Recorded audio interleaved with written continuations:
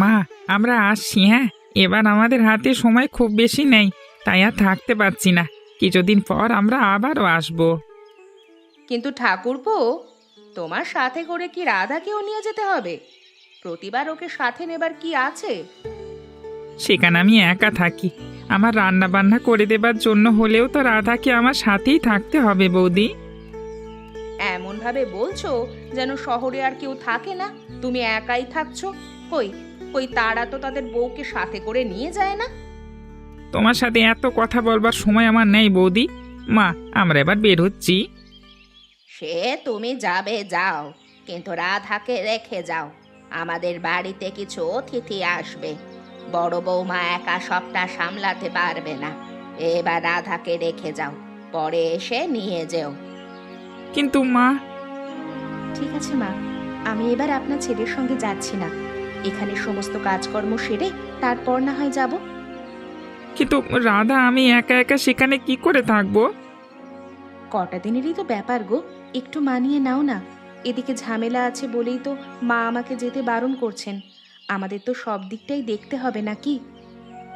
ঠিক আছে, তাহলে তুমি থাকো, আমি একাই যাচ্ছি।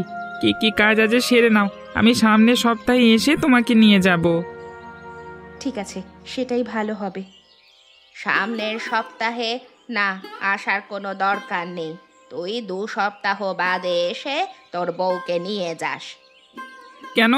2 সপ্তাহ পর কেন? তোমারই অবস্থা হয়েছে গো ঠাকুরপো, মাত্র 2 সপ্তাহ বুঝি বউকে ছেড়ে থাকতে পারবে না?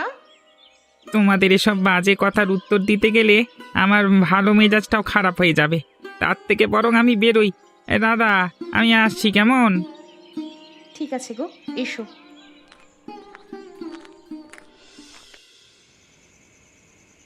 মা, আপনি আমাকে ডাকলেন যে, কিছু বলবেন? কেন রে ছোট, তোকে কিছু না বললে কি ডাকা যাবে না? বলি কোথাকার কোন নবাবের মেয়ে রে তুই? এই আবার কেমন কথা গো দিদি, আমি কি সেটা বলেছি নাকি? সব কথা কি আর মুখে বলতে হয় রে?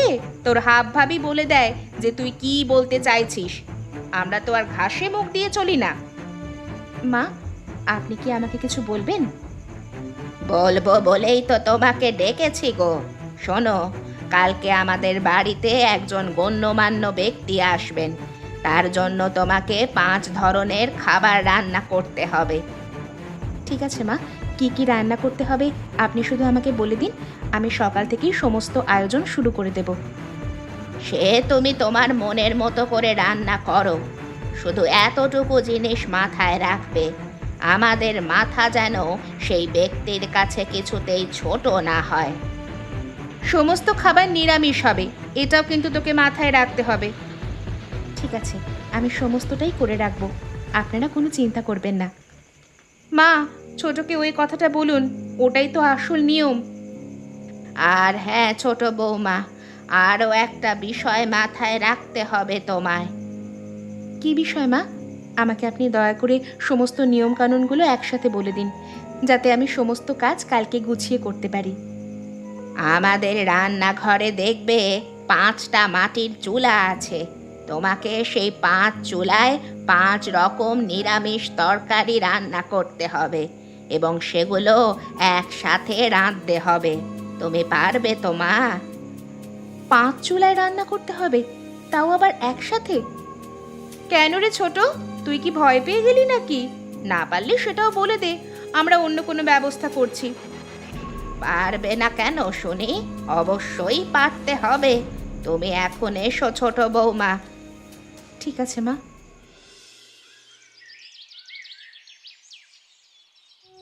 বৌদি, তুমি এখানে বসে এভাবে কাঁদছো কেন? কিছু হয়েছে? হয়েছে মানে? আমি যে বিশাল বড় বিপদে ফেঁসে গিয়েছি মোহন, আর এই বিপদ থেকে আমি কিভাবে উদ্ধার পাবো কিছুতেই বুঝতে পারছি না। বিপদ? কিসের বিপদ বলো তো বৌদি?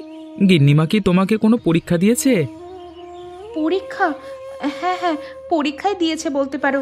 দিদি আর মা বলেছে আমাকে আজ 5 রকমের নিরামিষ তরকারি রান্না করতে হবে। ওহো, এই ব্যাপার। এ আর এমন কি, চলো আমি তোমাকে সাহায্য করছি। বিষয়টা শুধু এতটুকু হলে তো হতোই। আমাকে তারা বলেছেন যে আমি যেন এই 5 চুলায় সেই 5 রকমের নিরামিষ তরকারি রান্না করি। কিন্তু বৌদি, এই চুলার যে অবস্থা, রান্না করা তো দূর, এতে তো তুমি আগুনই জ্বালাতে পারবে না। এই দুঃখেই তো মাথায় হাত দিয়ে বসে আছি। আমি এখন কি করব কিছুই যে বুঝতে পারছি না। এদিকে দুপুর হয়ে গেল। আজ নাকি কোনো এক গণ্যমান্য অতিথি আসবেন আমাদের বাড়িতে। তিনি এলে তাকে কি খেতে দেব বলো তো? তুমি একটু চেষ্টা করো বৌদি, আগুন জ্বলতেও পারে। চেষ্টা করে দেখব বলছো? ঠিক আছে, একবার দেখি চেষ্টা করে। এ কি বৌদি, এক এক করে তো 4খানা চুলাই নিভে গেল। ওই যে, ওই দেখো, একখানা চুলা জ্বলছে এখনো। ওটাতেই যা পারি রান্না করি, কি বলো? হ্যাঁ বৌদি, তাই করো। আমার আবার অনেক কাজ পড়ে আছে, গিন্নিমা দেখলে ভীষণ বকুনি দেবে। মা দেখেছেন রাধার কি হাল হয়েছে? ওর এই অবস্থা দেখে আমার যে কি আনন্দ লাগছে। অন্যের দুঃখ দেখে বেশি আনন্দ করতে নেই বৌমা। অন্যের শেষে নিজের কপালে এসে জুটবে। না বাবা না, এ কিছুতেই হতে দেওয়া যাবে না। কিন্তু মা, রাধা কি আজ এই চুলায় রান্না করতে পারবে? আমি তো মনে প্রাণে চাইছি রাধা যেন এই চুলায় রান্না করতে না পারে, তবেই তো শুরু হবে আসল মজা। তাই না তাই, গরিবের মেয়ে হয়ে শহরে থাকার শখ এবার আচ্ছা মতো ঘুচে যাবে। আর এই রামকেও বলিহারি যাই বাপু, বউ নিয়ে এত আদিক্ষেতা করারই বা কি আছে? দাঁড়াও না দাঁড়াও, এইবার এই গরিবের মেয়ের এমন হাল হবে যে আর কখনোই শহরে যাওয়ার নামটিও মুখে আনবি না। আমার ছেলেটাকে খুব নিজের বশে রেখেছে তাই না? আমিও কাজল, কিভাবে এই বন্ধন কাটাতে হয় সেটা আমিও খুব ভালো করেই জানি। আপনি একদম ঠিক বলেছেন মা। জানেন তো মা, আপনাকে আমি যত দেখছি ততই অবাক হয়ে যাচ্ছি। আপনার মাথায় এত সব বুদ্ধি আসে কি করে? সেদিন যে এতগুলা চুলা বানিয়েছেন আজকের এই দিনটার জন্য, সেটা ভুল করেও আমার মাথায় আসেনি। সব কিছু কি আর সবার মাথায় আসে বড় বৌমা? একদম ঠিক বলেছেন মা। পরীক্ষা তো দেওয়া শেষ, এবার সেই পরীক্ষার রেজাল্ট কেমন আসবে সেটাই দেখার অপেক্ষায় আছি। রেজাল্ট আমার মনের মতোই আসবে বলে আমার বিশ্বাস। এ কি মা, এই মনোজবাবু খেতে বসেছেন অথচ তোমরা এখনো পর্যন্ত খাবার দাবার এনে উপস্থিত করলে না। উনি কি মনে করবেন বলো তো? এ কি ছোট বৌমা, তুমি কেবল এক পদ টেবিলে এনে রেখেছো, বাকি 4 পদ কোথায়? মানে মা, আমি তো এই এক পদই রান্না করেছি। এক পদ রান্না করেছিস?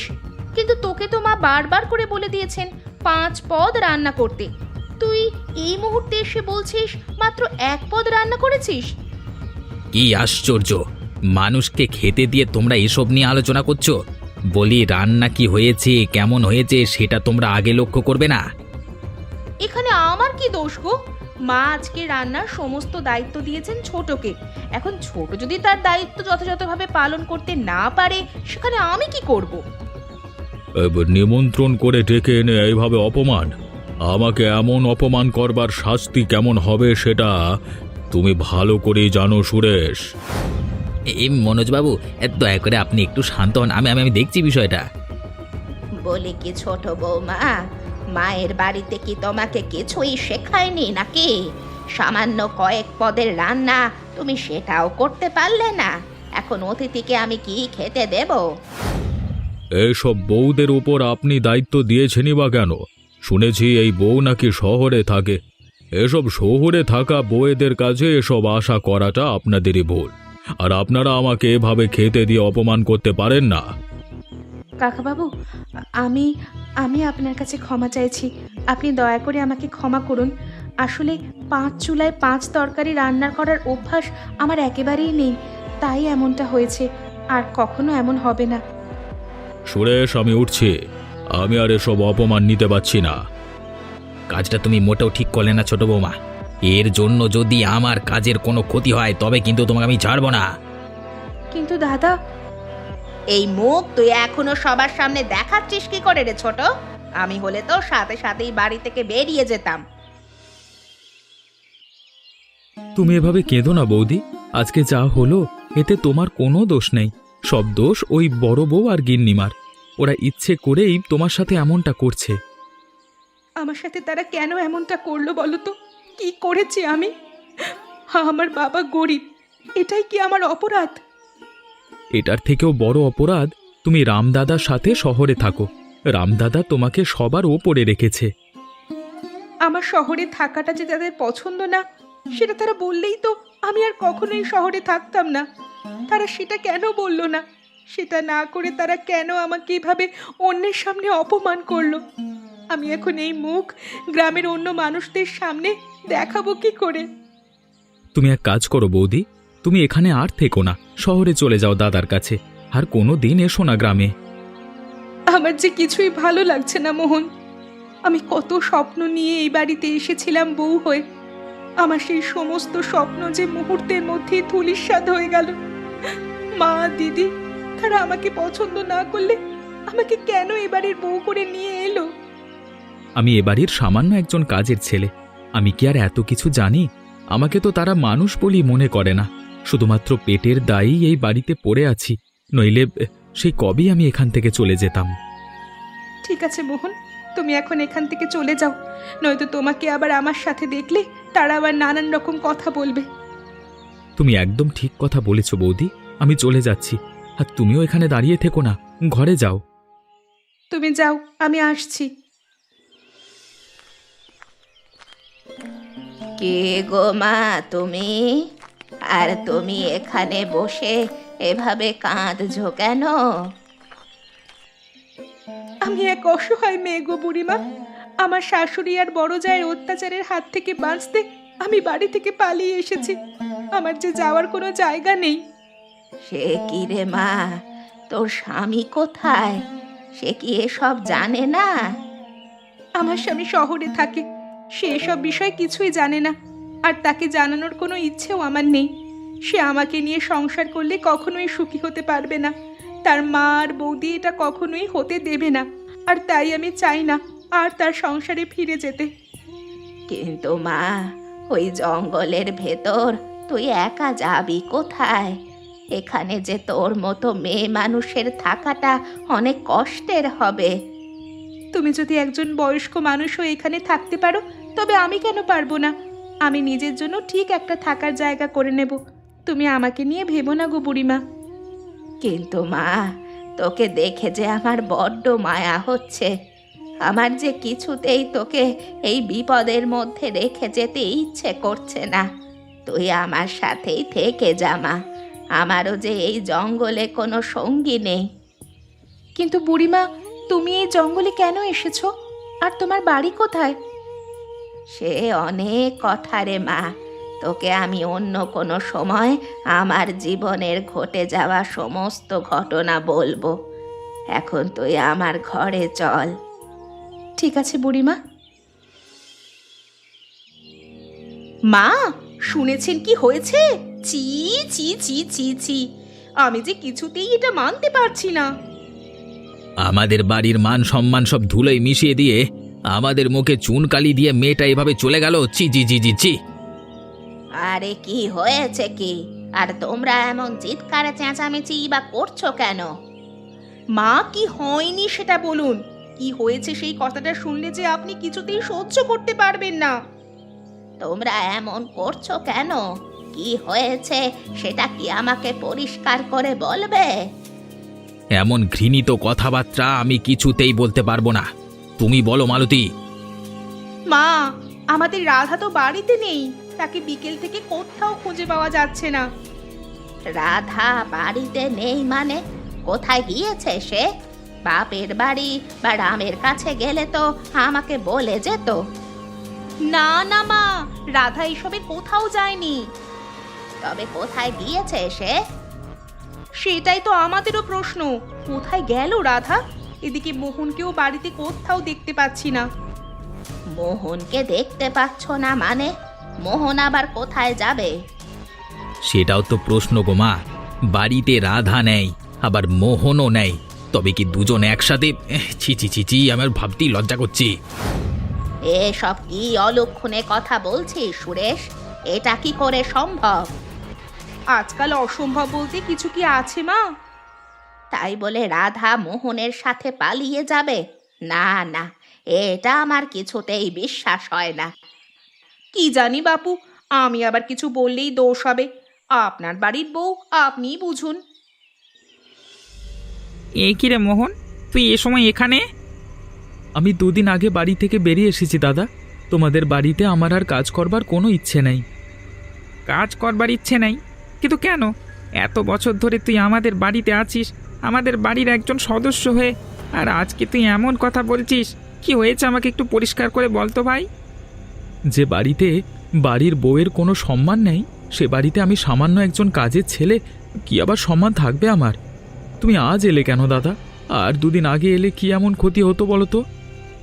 আমি যে তোর কথার কোনো মানেই বুঝতে পারছি না রে মোহন। কি হয়েছে মর্দ? তুমি চলে যাবার পর গিন্নিমা আর বড় বৌদি মিলে ছোট বৌদিকে নিয়ে যা করেছে তা শুনলে তুমি অবাক হয়ে যাবে। আমার এখন ভীষণ রাগ লাগছে রে মোহন। কি হয়েছে বলবি আমাকে? আর রাধার কি হয়েছে? বড় বৌদি আর গিন্নিমা ছোট বৌদিকে বলছিল যে তাকে 5 চুলায় 5 রকম নিরামিষ তরকারি রান্না করতে হবে। দুপুরে আমাদের বাড়িতে মনোজবাবু খেতে আসবেন, কিন্তু বৌদি সেটা করতে পারেনি। এদিকে দুপুরে মনোজবাবু খেতে চলে আসেন, তার সামনে খাবার দিতে পারে না ছোট বৌদি, কারণ সে 5 চুলায় রান্না করতে পারেনি। আর এই নিয়ে তাকে অনেক অপমান অপদস্থ করে বাড়ির সকলেই। আর তারপর কি বল মোহন, তারপর কি হয়েছে বল। তারপর বৌদি বাড়ি ছেড়ে কোথায় যেন চলে গিয়েছে, কেউ জানে না। বৌদি চলে যাবার পর আমিও বাড়ি থেকে বেরিয়ে আসি। আমি জানি না বাড়িতে এখন কি হচ্ছে, না জানি তারা বৌদিকে নিয়ে আরও কি কি অপবাদ দিচ্ছে, আমি কিচ্ছু জানি না। তুই এক্ষুনি আমার সাথে চল মোহন। আমাকে তুমি ক্ষমা করো দাদা, আমি তোমার বাড়িতে যেতে আর পারবো না। এটাই তো শেষ কথা? হ্যাঁ দাদা, এটাই আমার শেষ কথা। ঠিক আছে, তবে তাই হোক। মা, মা তুমি কোথায়? মা! হে কি রাম, তুই তুই এই সময় বাড়ি এলি যে? তোর তো আরো কয়েকদিন বাদে বাড়ি আসার কথা ছিল। কেন মা, আমি এখন বাড়ি আসায় তোমার কি অনেক বড় ক্ষতি হয়ে গেল? তুই আমার সাথে এভাবে কথা বলছিস কেন রাম? তাহলে আর কিভাবে কথা বলবো? আচ্ছা বাদ দাও এসব, এখন বলো রাধা কোথায়? রাধা? রাধা তো বাড়িতে নেই ভাই। তোমার স্ত্রী রাধা কৃষ্ণলীলা করে বাড়ি থেকে পালিয়ে গিয়েছে। মা আমি বলছি আমার স্ত্রী রাধা কোথায়? মা আমি তোমাকে বলছি, তুমি বলো রাধা কোথায়? আমি তো তোমার কাছেই তাকে রেখে গিয়েছিলাম, তাহলে সে বাড়িতে কেন নাই বলো? সে আমি কি করে বলবো? তোকে বিয়ে করার আগে পই পই করে বারণ করেছিলাম, বাবা এই মেয়েকে বিয়ে করিস না, এই মেয়ে ভালো না। তখন তো শুনলি না আমার কথা। এখন দেখ কি হলো। কি হয়েছে?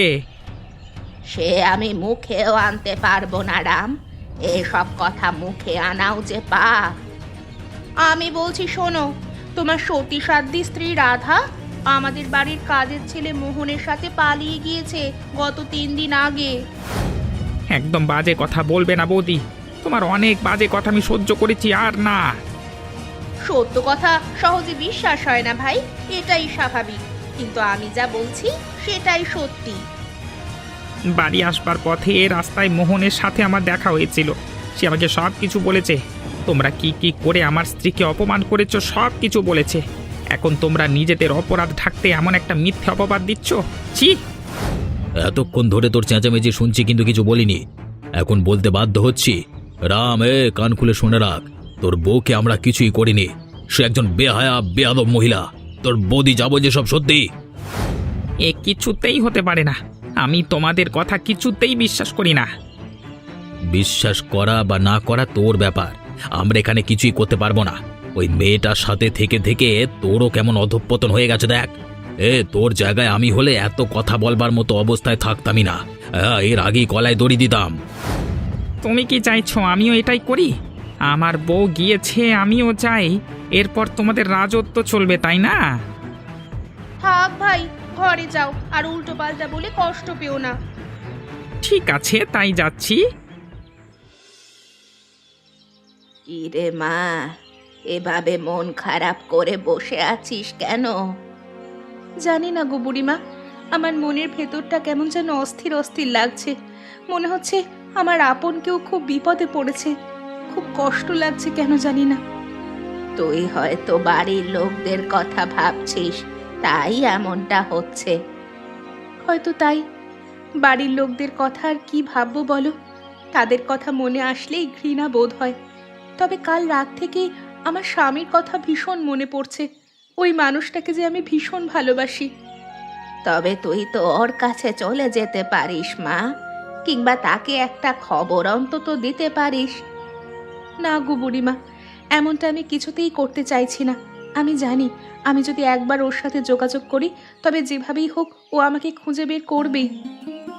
আমি বুঝতে পারছি না তুই কেন নিজেকে এভাবে আড়াল করে রাখছিস। তুই তো তোর স্বামীর সাথে শহরে গিয়ে দিব্যি সংসার করতে পারিস।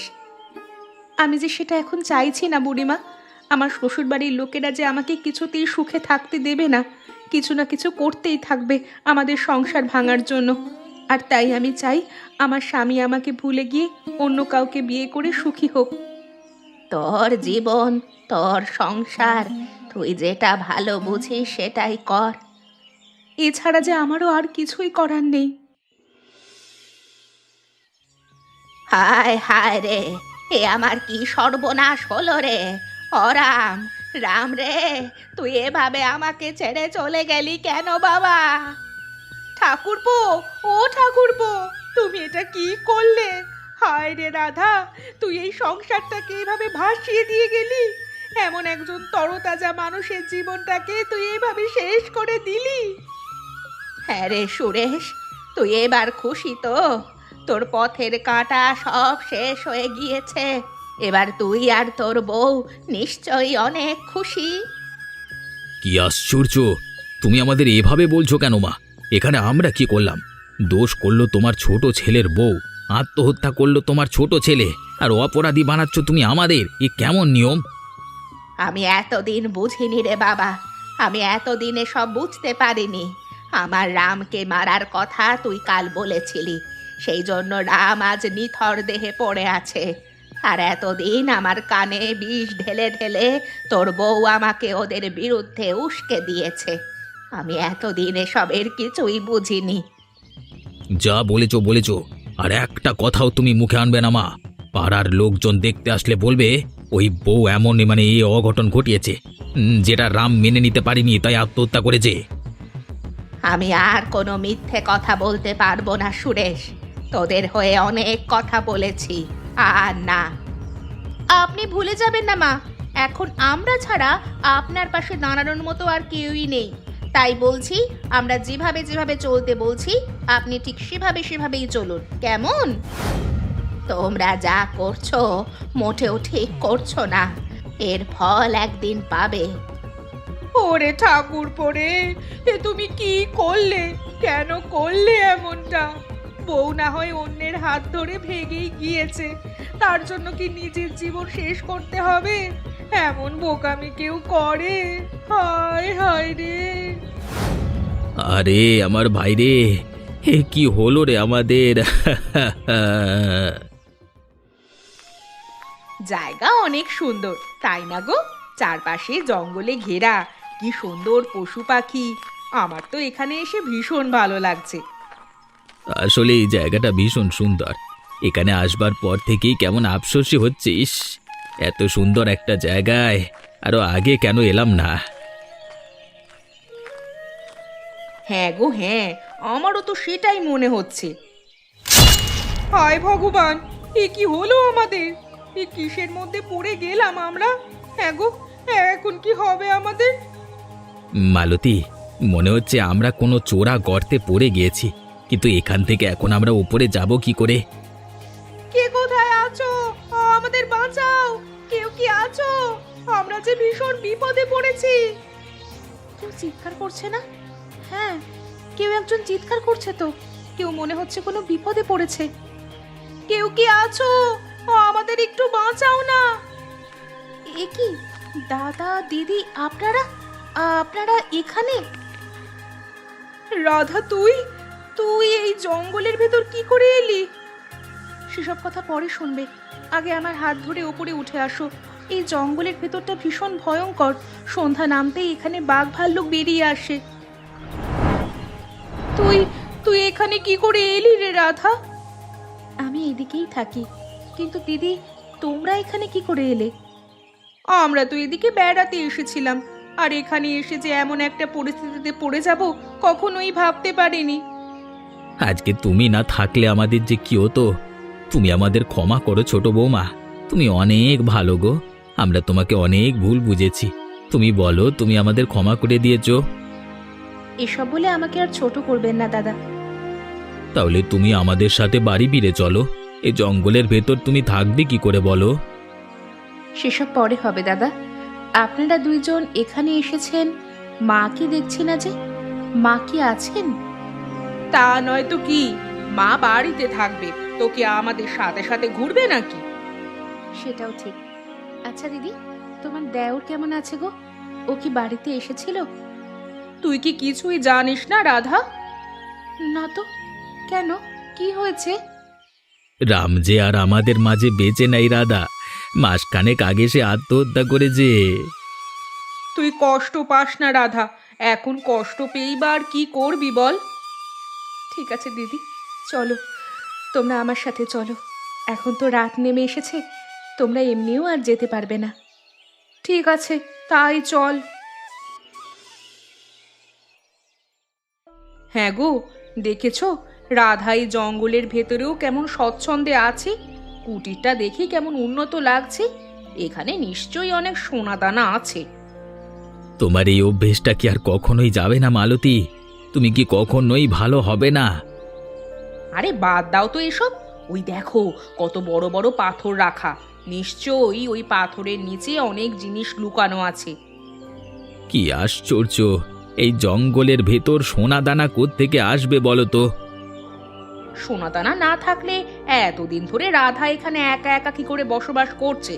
নিশ্চয়ই এখানে কিছু একটা আছে, আর কি আছে সেটা আমাকে দেখতেই হবে। এই লোভই তোমাকে একদিন শেষ করবে, বুঝেছো?